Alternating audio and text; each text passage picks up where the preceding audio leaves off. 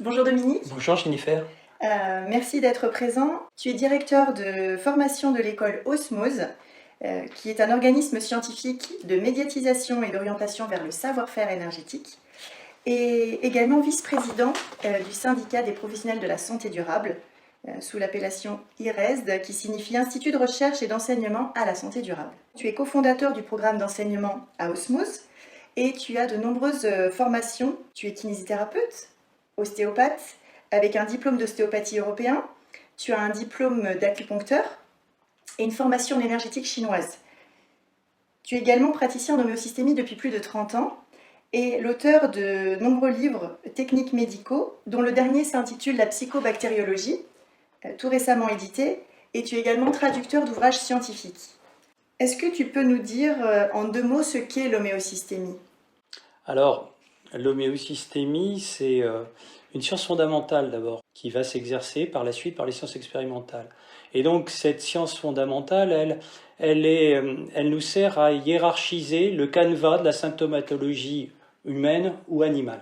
Et quelles sont les racines de l'homéosystémie ? Alors l'homéosystémie, ses racines sont d'abord la biologie, ce qui est la biologie dans tous ses aspects, donc ce qui représente un très large spectre, la physiologie, parce qu'une biologie sans physiologie n'est pas de la biologie, la microbiologie, et puis on a une dernière chose qui est très importante pour les praticiens, c'est la symptomatologie clinique.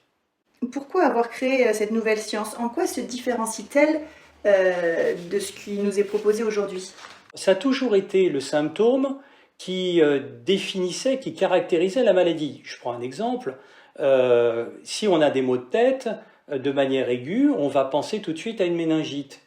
En fait, la réalité est bien différente. Il y a une maladie qui va apparaître en aigu, une maladie qui va apparaître en chronique, et la symptomatologie va être différente. Dès qu'on passe en chronique, c'est l'ensemble des symptômes qui est porté par l'individu qui traduit la maladie qu'il porte.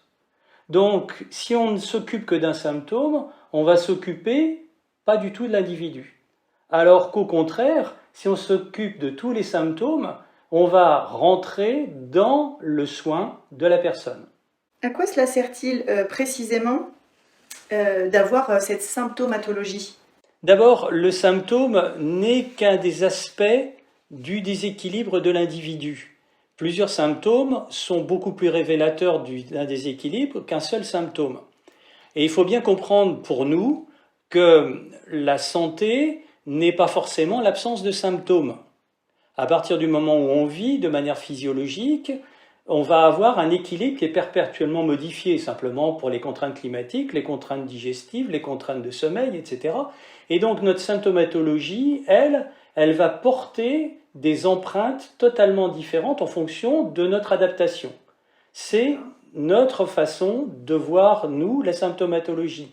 Mais elle est spécifique de l'individu. Il y a des individus qui ne sont pas incommodés par une insomnie, alors qu'il y en a d'autres qui sont totalement, complètement dans l'incapacité d'aller travailler le lendemain.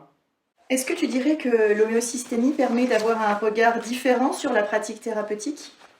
Alors oui, bien sûr, sans conteste, c'est une évidence, puisqu'en fait, la demande du praticien va être complètement différente, elle va être beaucoup plus précise, elle va évoluer au fur et à mesure de son exercice, elle va complètement changer l'intérêt du partage avec le patient de ce qui ne va pas. On ne va plus s'intéresser qu'à un symptôme, on va s'intéresser au patient. Donc on va être beaucoup plus exigeant pour essayer de nomenclaturer toute la symptomatologie de son état chronique. L'homéosystémie semble s'insérer dans une démarche holistique. Est-ce que tu peux nous en dire un petit peu plus ? Alors déjà, l'homéosystémie apprend un art de la récolte des symptômes. Et cet art doit tout le temps être au maximum de ce qu'on peut attendre. Donc à partir de ce moment-là, on va cibler l'individu et prendre en compte l'individu qu'on a en face de nous et non pas ses petits bobos, voire même sa pathologie déclarée clinique qui peut être portée par différents individus de manière totalement différente. En cela, elle est holistique, c'est-à-dire qu'elle est synthétique de l'état de la personne. Au moment où on la voit, évidemment, c'est pas monsieur pathologie truc tel qu'on le voit habituellement, c'est monsieur un tel qui, lui, va nous ramener à chaque fois qu'il nous voit un équilibre différent. Et c'est de ça dont on va s'occuper. Et donc ce qui va nous donner une synthèse de l'individu au long cours, avec différents états qui vont se révéler ou progressivement, comme on pourrait dire, évolutifs. Un individu n'est jamais quelque chose de figé, ce n'est jamais une pathologie pure. C'est toujours un mode évolutif dans la pathologie. Nous parlions tout à l'heure de classification des symptômes. Je comprends qu'il y a également une priorisation des symptômes. Tout ça pour comprendre l'état dans lequel arrive le patient. Mais comment insérer cette analyse dans une démarche thérapeutique? Il va modifier la technique qu'il utilise. Ainsi, par exemple, un ostéopathe va être capable de savoir si les symptômes qui lui sont amenés sont d'origine mécanique ou non. Voilà, c'est quand même essentiel. Un médecin va savoir si les analyses biologiques sont déficientes dans tel ou tel domaine, si c'est un problème qui va être de telle ou telle origine, et si c'est quelque chose qu'il faut enlever ou garder pour le moment, parce qu'il y a plus profond et plus dangereux pour le patient. C'est quand même quelque chose de très important. En fait, tout le monde va trouver son compte à pouvoir nomenclaturer les symptômes, à savoir d'où ils viennent, sur quel système biologique c'est en support, ou même quelqu'un qui fait de la psychothérapie va s'en retrouver avec une modification de son exercice en se disant « Ah ben ça oui, quand même, là, c'est un déficit de phosphore, bon, je suis obligé quand même d'aller regarder, de l'adresser à un praticien, un autre praticien, qui lui va pouvoir faire des analyses, etc. » Ce syncrétisme est essentiel pour faire de la médecine. Personne, à l'heure actuelle, n'a le savoir absolu. Est-ce que tu peux nous indiquer précisément quelles nouveautés cela apporte-t-il dans une démarche de prévention? Chacun d'entre nous entretient un équilibre précaire pour vivre. D'accord ? Nous exprimons la faiblesse de cet équilibre perpétuellement changeant et par de continus symptômes chroniques ou des symptômes de fonctionnement. Donc la prévention consiste à éviter que ces symptômes présents ne se transforment ou ne se multiplient pas ou ne soient pas remplacés par des symptômes qui sont plus délétères, des symptômes qui vont transformer les tissus, qui vont les faire dégénérer ou qui vont nous entraîner vers une pathologie beaucoup plus lourde. C'est la définition même de la prévention. Comment est-ce qu'on définit le côté délétère d'un symptôme par rapport à un autre? Mais c'est simplement par sa consommation d'énergie. À partir du moment où un état évolue vers un deuxième état qui est plus consommateur d'énergie, on peut considérer que ce n'est pas un acte préventif.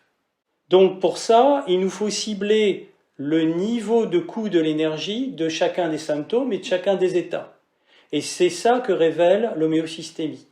L'homéosystémie nous sert à comprendre si on va véritablement dans une démarche préventive ou bien si au contraire on va dans une démarche suppressive, c'est-à-dire qu'on a simplement supprimé le symptôme, mais qu'il va y avoir autre chose qui va se révéler beaucoup plus compliqué pour le corps à gérer. Je peux vous citer des exemples. Lorsqu'une diarrhée chronique, au terme d'un traitement, évolue vers une constipation chronique, peut-on parler de prévention? Je vais vous donner un deuxième exemple. Lorsqu'une cervicalgie disparaît à la suite d'un acte thérapeutique au profit d'une profonde dépression qui va se chroniciser, comment est-ce qu'on peut savoir si l'acte thérapeutique qu'on a posé est préventif ou pas? Est-ce que c'est préventif d'avoir muté de l'un à l'autre? Et si on fait l'inverse, est-ce que d'une dépression chronique, aller passer sur un mal de tête aigu est préventif ou pas? Curatif ou pas? D'accord. Donc en fait, cette classification des symptômes permet d'identifier les symptômes très profonds des symptômes superficiels. C'est une des possibilités d'interpréter la chose, mais on peut voir aussi, si on a 10 symptômes, quand il y en a qui disparaissent dedans, sont-ce les plus périphériques ou les plus profonds? Sont ceux qui coûtent de l'énergie au corps ou pas? Et ça, il faut avoir un bagage certain en physiologie pour pouvoir le comprendre. Et justement, quelles qualités penses-tu nécessaires pour pouvoir pratiquer l'homéosystémie? Alors, d'abord, il faut avoir un gros esprit de synthèse. C'est très important parce qu'on va toucher à plein de sciences différentes et on va avoir besoin de beaucoup de mémoire, beaucoup de réflexion et un esprit synthétique qui va réagir vite à l'ensemble des symptômes. Et évidemment, j'imagine de savoir écouter.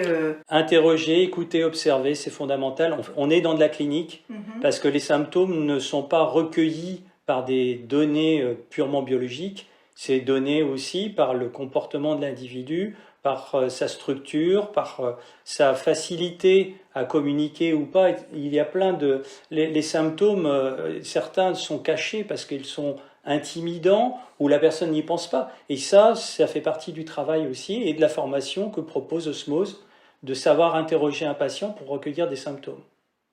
Tu nous as éveillé la curiosité concernant l'homéosystémie. Peux-tu nous en dire plus pour ceux qui souhaiteraient se former à l'homéosystémie? Eh bien, pour se former à l'homéosystémie, il faut considérer que la formation est de 2 ans au sein du collège Osmose. Elle se fait à temps partiel, avec 6 séminaires par an de 3 jours et un temps de latence de 2 mois entre chaque séminaire pour pouvoir travailler, parce qu'il y a vraiment beaucoup de travail et beaucoup de choses à étudier, à mettre en correspondance, d'apprentissage à faire. L'enseignement est à la fois, disons, théorique et aussi à la fois, comment dire, sous jeu d'exercices et de mise en place, de manière à mettre en confort le praticien avec cette nouvelle façon de voir. Pour s'inscrire, ben, il suffit d'aller sur notre site, notre cher site, qui est tout récent, qui est en formation, et en construction plutôt, et donc de contacter toi, la présidente, ou notre cher secrétaire Nicolas, qui sera un plaisir de vous répondre à tous. Et vous serez les bienvenus de toute façon, parce que ici, chez nous, il n'y a pas de structure pyramidale, tout le monde est important. Merci Dominique. Merci Jennifer.